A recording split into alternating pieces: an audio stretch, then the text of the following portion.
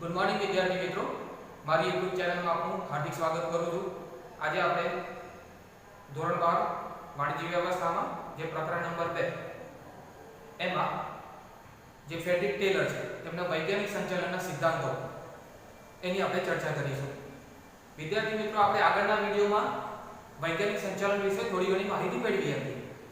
એમાં આપણે જોયું કે જે ફ્રેડરિક ટેલર છે તેમણે જે જૂની રૂઢિગત પદ્ધતિ હતી એની જગ્યા પર એટલે કે એને પડકારરૂપ નવી જે વૈજ્ઞાનિક પદ્ધતિ અમલમાં મૂકી। તો એના માટે જે સિદ્ધાંતો એમણે દર્શાવ્યા એ સિદ્ધાંતોને આપણે સમજવાનો પ્રયત્ન કરીશું। હવે આપણે જાણીએ છીએ કે શરૂઆતની અંદર શું હતું, તો કે જે ધંધાના માલિકો છે એ શું કરતા હતા, તો કે જે કામદારો છે એમને ફક્ત હુકમો આપતા અને એમની પાસેથી કામ કરાવતા, એટલે મજૂરોનો કોઈ અવાજ ન હતો એ સમયમાં। હવે આપણે જોઈએ કે વૈજ્ઞાનિક સંચાલનની વાત કરીએ તો એમાં કામદારો અને માલિકો એક સૂત્રતાથી કામ કરે તે હેતુસર ફ્રેડરિક ટેલરે શું કર્યું, વૈજ્ઞાનિક સંચાલનના સિદ્ધાંતો આપ્યા, જે આપણે અહીં આગળ જોઈશું, સમજવાનો પ્રયત્ન કરીશું। એમાં સૌથી પહેલું જે આપ્યું હતું તે હતું વૈજ્ઞાનિક પદ્ધતિ। આપણે જાણીએ છીએ કે જે રૂઢિગત પદ્ધતિ હતી એમાં શું હતું કે જે મજૂરો છે, કામદારો છે, કર્મચારીઓ છે એ હુકમ અનુસાર કામ કરવા માટે ટેવાયેલા હતા, જેને આપણે હુકમનો નિયમ અથવા તો રૂલ ઓફ થંબ તરીકે ઓળખીએ છીએ। ફ્રેડરિક ટેલરે શું કર્યું, એની જગ્યા પર જે નવી વૈજ્ઞાનિક પદ્ધતિ અપનાવવા માટેની હિમાયત કરી, અને એમાં શું છે, કાર્ય વિશ્લેષણ। કાર્ય વિશ્લેષણ એટલે શું કે જે તે કાર્ય આપણે કઈ રીતે એકદમ શ્રેષ્ઠ રીતે કરી શકીએ, તો એ પદ્ધતિ અપનાવવાની હિમાયત એમને કરી હતી। એટલે કે જે જૂની પદ્ધતિને છોડીને નવી વૈજ્ઞાનિક પદ્ધતિ અપનાવવા માટે જણાવવામાં આવ્યું અને એના લાભ પણ મળ્યા। ત્યાર પછી બીજું આયોજન અને અમલીકરણ। હવે જે આગળ જોયું જે જૂની પદ્ધતિ અથવા તો રૂઢિગત પદ્ધતિ એમાં શું હતું, જે કામદારો હતા ને એ કામદારો જ પોતાના કામનું આયોજન પણ કરે અને એનો અમલ પણ કરતા હતા। અને આપણે જાણીએ છીએ કે દરેક વ્યક્તિમાં ક્યાંક ને ક્યાંક શું છે, કોઈ ને કોઈ બાબતની શું છે કહી શકાય કે કમી હોઈ શકે। કદાચ એ સારું પ્લાનિંગ કરી શકતો હોય તો એનો અમલ ના કરી શકે, અને અમલીકરણ થઈ શકે તો કદાચ એ પ્લાનિંગ વ્યવસ્થિત ના કરી શકતો હોય, એટલે ક્યાંક ને ક્યાંક શું છે સમસ્યાઓ થઈ શકે। અને ફ્રેડરિક ટેલર એવું માનતા હતા કે આયોજન એ બૌદ્ધિક પ્રક્રિયા છે, ક્યારેક ક્યારેક કર્મચારીઓમાંથી પણ શું છે ભૂલો થઈ શકે છે। તો એ શું દર્શાવે છે કે જૂની પદ્ધતિમાં સ્થિતિ હતી કે આયોજન પણ કોણે કરવાનું, કામદારો, અને એનો અમલ પણ કોણ કરે, કામદારો।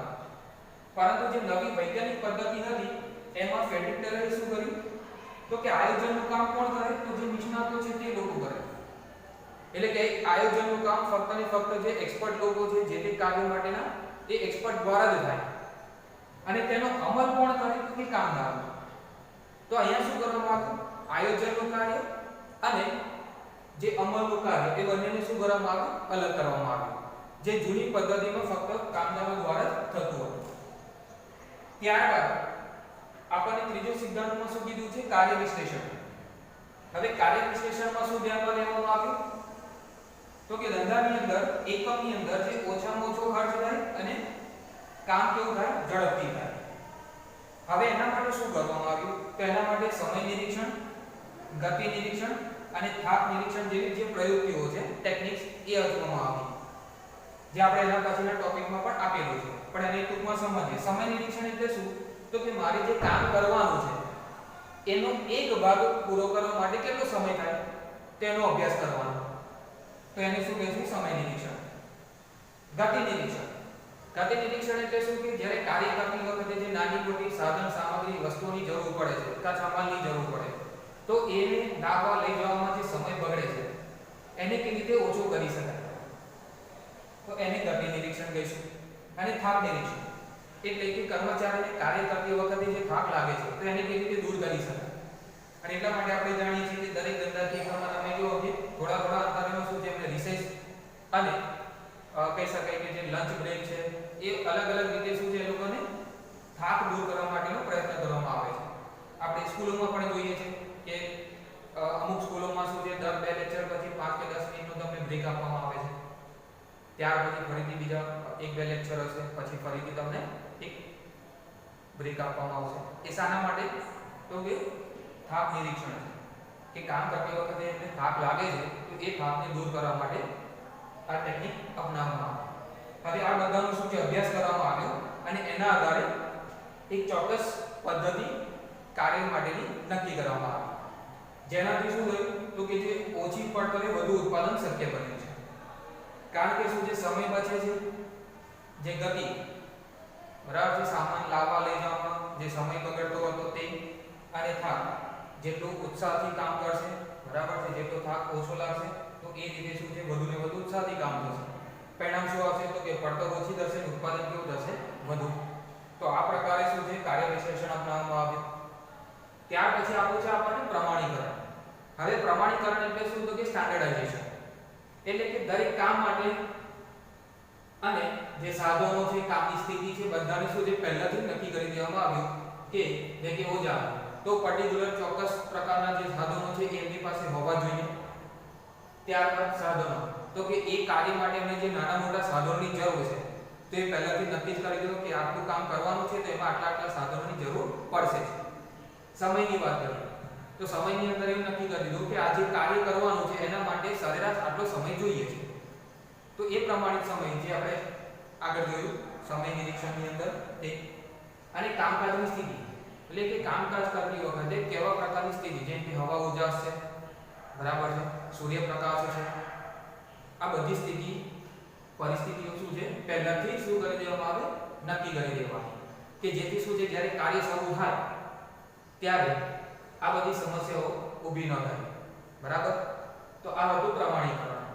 આ તમને એક માર્ક્સની અંદર પૂછાય કે પ્રમાણિત સમય એટલે શું તો કે આપણે કહી દઈએ કે જે કાર્ય કરવા માટે એક ચોક્કસ સમય નક્કી કરી દીધો હોય જે સરેરાશ એક કામદારને એક કાર્ય કરવા માટે થાય છે એને આપણે પ્રમાણિત સમય કહી શકીએ છીએ બરાબર. ત્યારબાદ આપણને આપણું જે સૌથી મહત્વનું છે જે વૈજ્ઞાનિક પસંદગી અને તાલીમ, એટલે કે જ્યારે ધંધાકીય એકમમાં જે કર્મચારી છે એ કર્મચારીને પસંદ કરવામાં આવે ધંધાકીય એકમમાં તો એની પસંદગી કોના આધારે કરવાની? તો એની પસંદગી એટલે કે જે કામદારો જેની પસંદગી કોના આધારે થવી જોઈએ તો કે એમને કેટલું શિક્ષણ મેળવેલું છે તે, કૌશલ્ય એટલે એમની પાસે કયા કયા પ્રકારની જે સ્કિલ આવડત છે તે, શારીરિક શક્તિ અથવા તો શારીરિક ક્ષમતા એટલે કે જે કામ આપવાનું છે એ કામ માટે સક્ષમ હોવું જોઈએ, અને તાલીમ શું એને એ જે તે કાર્ય માટે પહેલા કોઈ તાલીમ લીધેલી છે કે કેમ લીધેલી છે તો કેવા પ્રકારની તાલીમ એમને લીધી છે, અને નથી લીધી તો એના માટે શું તો કે ફરીથી શું છે એની તાલીમની વ્યવસ્થા કરી શકાય.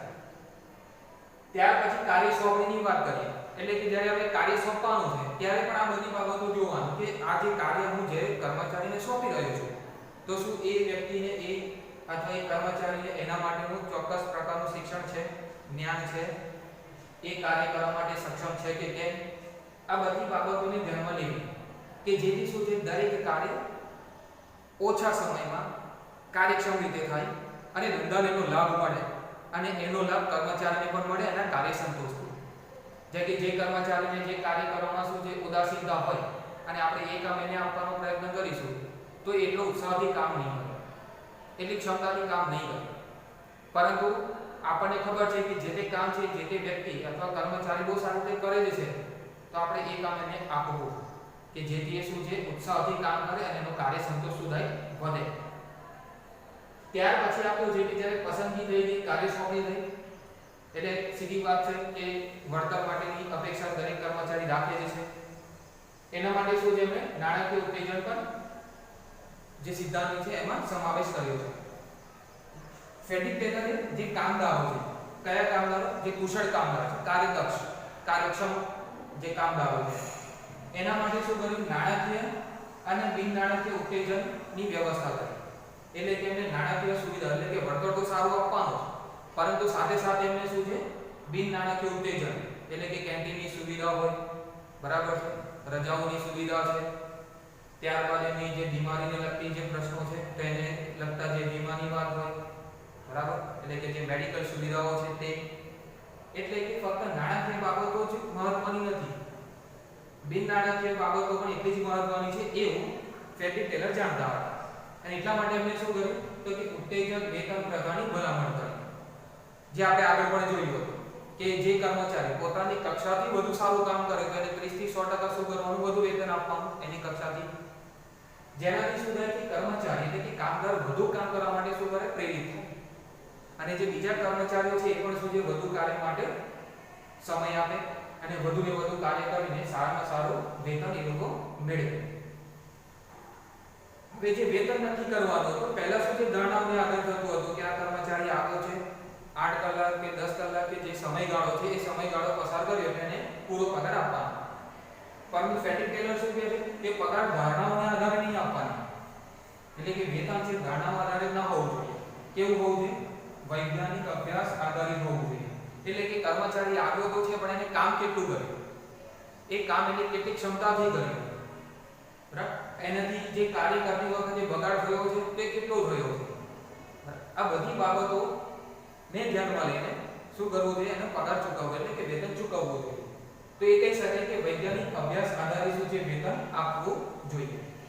આ બાબત પર વધારે ફોકસ ધ્યાન આપ્યું છે ફેટિગ ટેલરે.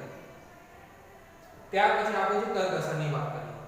હવે આપણે જાણીએ છીએ કે વૈજ્ઞાનિક પદ્ધતિ અપનાવવી, ટેકનિકલ આધારોને ધ્યાનમાં લેવું, પણ આપણે જાણીએ છીએ કે ઘણી વખત એવું થાય કે સાયન્ટિફિક મોડર્ન ટેકનોલોજી અથવા ટેકનિકનો ઉપયોગ કરીએ તો ખર્ચો વધી જાય છે, એટલે કે પડતર વધી જાય.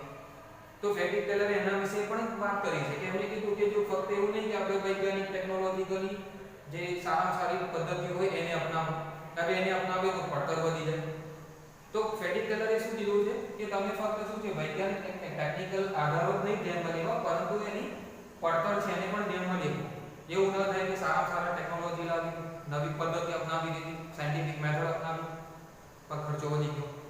એટલે જો પડતર છે એ ઓછી આવે એના માટે ધ્યાન આપવું જરૂરી છે. હવે એના માટે શું કરવું જોઈએ, તો કે પડતર અંકુશ અને પડતર જે અંદાજ છે એવી જે પદ્ધતિઓ છે એને શોધવી કે કેવી રીતે આપણે ટેકનોલોજીનો પણ યુઝ થાય. ત્યારબાદ વૈજ્ઞાનિક જે આધારો છે એને પણ આપણે ઉપયોગમાં લઈ શકીએ, અમલમાં મૂકી શકીએ, અને સાથે સાથે કામ કરતી વખતે પડતર પણ ઓછી આવે એવી પદ્ધતિઓ અપનાવવી, શોધવી, અપનાવવી, બરાબર, કે જેથી શું છે, ધંધાની અંદર કરકસર થઈ શકે.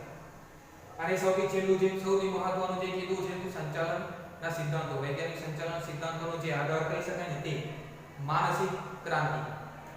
આપણે આગળના વિડિયોમાં આપણે જોયું હતું કે જે ધંધાકીય એકમના માલિકો છે એ શું ઈચ્છે છે, અપેક્ષા શું હોય તો કે વધુ નફો થાય, એમની સંપત્તિમાં વધારો થાય, અને કામદારો છે એ શું ઈચ્છે કે એને વધુ વેતન મળે, વેતનમાં વધારો થાય, અને એમનો જે કાર્ય સંતોષમાં શું છે, સતત વધારો થાય. પરિણામ શું થતું હતું તો કે સંઘર્ષ થતો હતો. પરંતુ એફડબ્લ્યુ ટેલર શું કહે છે, માનસિક ક્રાંતિ થવી જોઈએ, એટલે કે માલિકો અને કામદારો વચ્ચે જે તણાવ અથવા જે સંઘર્ષ છે એ ઘટાડવાનો પ્રયત્ન થવો જોઈએ, અને કામદારો અને જે માલિકો છે એમના વચ્ચે ધંધાકીય એકમને ધ્યાનમાં રાખીને, એમના ધ્યેયોને ધ્યાનમાં રાખીને સંવાદિતા સર્જાય.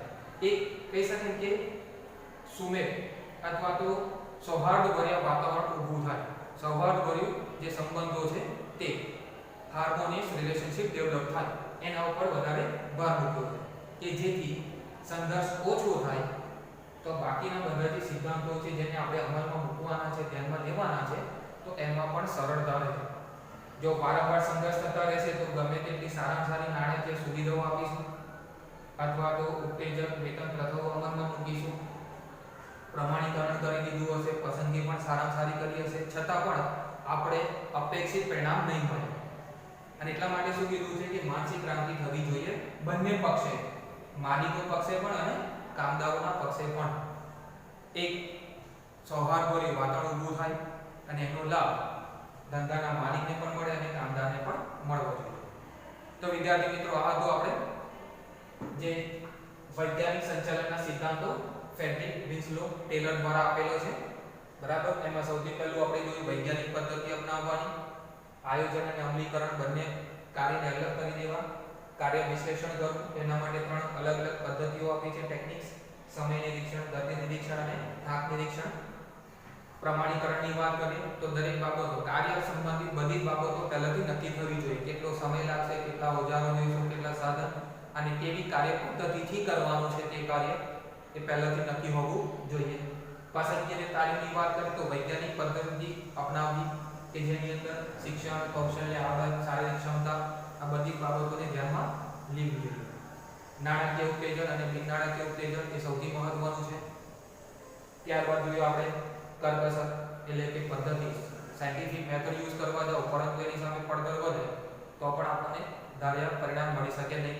એટલા માટે મેં કીધું કે તમે ફક્ત વૈજ્ઞાનિક ને ટેકનિકલ આધારો નહીં, પડતર ઓછી આવે એના માટે પણ ધ્યાન રાખવું જોઈએ. અને છેલ્લું આપણે જે જોયું તે માનસિક ક્રાંતિ, બંને પક્ષમાં શું છે માનસિક ક્રાંતિ જરૂરી છે. તો વિદ્યાર્થી મિત્રો અહીંયા આગળ આપણે FW ટેલર ના જે વૈજ્ઞાનિક સંચાલનના સિદ્ધાંતો છે આપણે અહીંયા પૂર્ણ કરીએ છીએ. હવે આપણે જે વૈજ્ઞાનિક સંચાલનના સિદ્ધાંતોની જે પ્રયોગતિ છે જે FW ટેલરે હિમાયત કરી હતી, જે આપણે સંચાલનના સિદ્ધાંતોમાં જે ત્રીજો મુદ્દો હતો કાર્ય વિશ્લેષણ, એમાં આપણે ત્રણ બાબતો જોઈ હતી: સમય નિરીક્ષણ, ગતિ નિરીક્ષણ અને થાક નિરીક્ષણ. એ ત્રણ બાબતો જ અહીંયા આપણને પ્રયોગતિ તરીકે આપેલી છે. તો આપણે એમાં સૌથી પહેલા જોઈએ સમય નિરીક્ષણ. સમય નિરીક્ષણ એટલે કે ટાઈમ સ્ટડી. એમાં શું આપ્યું છે કે કોઈ પણ કાર્યનો ભાગ પૂર્ણ કરવા માટે જેટલો સમય લાગે તે અંગે વૈજ્ઞાનિક રીતે કરવામાં આવતો અભ્યાસ એટલે સમય નિરીક્ષણ. એટલે કે આપણે જે કામ કરી રહ્યા છે એનો એક ભાગ પૂરો કરવા માટે જે સમય લાગે છે એનો આપણે જ્યારે અભ્યાસ કરીએ વૈજ્ઞાનિક દ્રષ્ટિકોણથી તો એને આપણે શું કહીશું? સમય નિરીક્ષણ. એને આપણે શું કહીશું? સમય નિરીક્ષણ. એટલે કે મારે જે કાર્ય કરવાનું છે એ કાર્ય માટે સરેરાશ કેટલો સમય લાગશે તે જોવું એટલે સમય નિરીક્ષણ. ત્યાર પછી આપણને આપ્યું છે કે જે આ કાર્ય છે એટલે જે આપણે કાર્ય કરવાના છે તે માટે સામાન્ય સંજોગોમાં એટલે કે સ્થિતિ એકદમ સામાન્ય હોય તે સંજોગોમાં જે સમય નક્કી કરવામાં આવે તેને પ્રમાણ સમય કહે છે અથવા તો પ્રમાણિત સમય કહે છે, જેને આપણે અંગ્રેજીમાં સ્ટાન્ડર્ડ ટાઈમ કહી શકીએ. પ્રમાણ સમય એટલે કે કોઈ પણ ધંધાકીય એકમમાં અથવા તો ધંધાકીય એકમમાં કોઈ પણ કામદાર એ જે તે કાર્ય કરે એના માટે પહેલાથી જે સમય નક્કી કરેલો હોય કે આ કાર્ય છે તેને આટલા સમયમાં પૂરું થવું જોઈએ અથવા પૂરું કરવું જોઈએ. પછી ઉચ્ચ કક્ષાવાળો કર્મચારી હોય, નિમ્ન કક્ષાવાળો હોય કે જે કહી શકે કે ઓછી કાર્યક્ષમતાવાળા કામદારો અથવા કર્મચારી, પણ એટલા સમયમાં એ કાર્ય થઈ જવું જોઈએ. તો એ જે સમય નક્કી કરી દીધો છે બરાબર છે એને આપણે શું કહીશું? પ્રમાણિત અથવા પ્રમાણ સમય. હવે આની ફાયદો શું થાય તો કે જે સાધન છે એનો ઇષ્ટતમ ઉપયોગ શક્ય બને છે અને પરિણામ શું આવે તો કે સમયસર આપણે જે ધ્યેયની સિદ્ધિ શક્ય બને છે. કારણ કે આપણે સમય નક્કી કર્યો કે આપણે આટલા સમયની અંદર આટલું કામ થઈ જવું જોઈએ. એ કેવી રીતે નક્કી કર્યો તો કે આપણે સમય નિરીક્ષણ વૈજ્ઞાનિક પદ્ધતિનો ઉપયોગ કર્યો તો એનાથી ફાયદો શું થાય? ધ્યેય સિદ્ધિ સમય પર પૂર્ણ થાય છે. ત્યાર પછી આપણે બીજો મુદ્દો જોયો હતો એમાં ગતિ નિરીક્ષણ.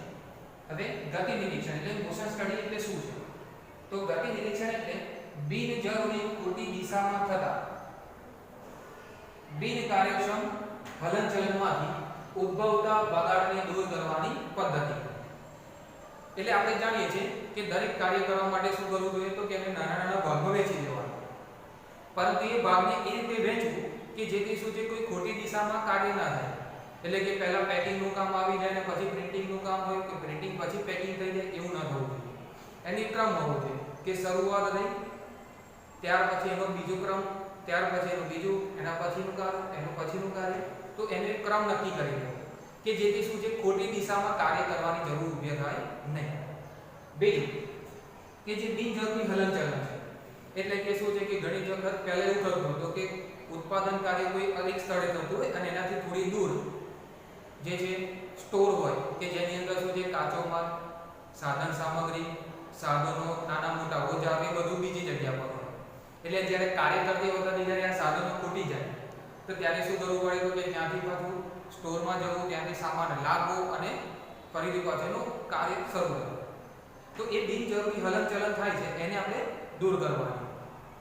અને પરિણામે શું થાય તેમાં આપ્યું કે આ અભ્યાસમાં હલનચલનની ખોટી પ્રક્રિયા દૂર કરી કામદારોનો જે ઔદ્યોગિક થાક છે એને દૂર કરી શકાય અને ઉત્પાદકતામાં પણ વધારો કરી શકાય છે. જે રીતે કીધું કે આપણે ખોટી દિશામાં એક જ ક્રમમાં બધું કાર્ય ગોઠવી દીધું હોય કે પહેલું કાર્ય થશે, એક કાર્ય પૂરું થાય પછી બીજું કાર્ય થાય, તે કાર્ય પૂરું થાય પછી ત્રીજું કાર્ય પૂરું થાય પછી ચોથું કાર્ય, એક ચોક્કસ એસેમ્બલી રૂમ તૈયાર કરી દઈએ કે જેથી શું છે હલનચલન ઓછી થાય. જરૂરિયાતની વસ્તુઓ હાથવેદ હોય, હાથવેદ એટલે કે તરત જ મળી રહે ઓછા સમયમાં, બહુ હલનચલન કરવાની જરૂર ન પડે. પરિણામ શું આવે તો કે જે કર્મચારીઓને આ રીતે ખોટી દિશામાં ને ખોટું જે હલનચલન થાય છે એમાં એમને જે થાક લાગે છે એ થાકને આપણે શું કરી શકીએ, ઘટાડી શકીએ. અને જ્યારે શું છે કામદારોનો થાક ઓછો થાય તો એની કાર્ય કરવાની ક્ષમતા કેવી રહે, સારી રહે, વધુ રહે છે. પરિણામે એમની ઉત્પાદકતા શું થાય, વધી જાય. તો એનાથી શું છે કોને લાભ મળે, ધંધાકીય એકમને અને કામદારોને પણ. એટલે કે એમની જે કાર્ય કરવાની ક્ષમતા વધે અને એમનો કાર્ય સંતોષ પણ શું થાય, વધે.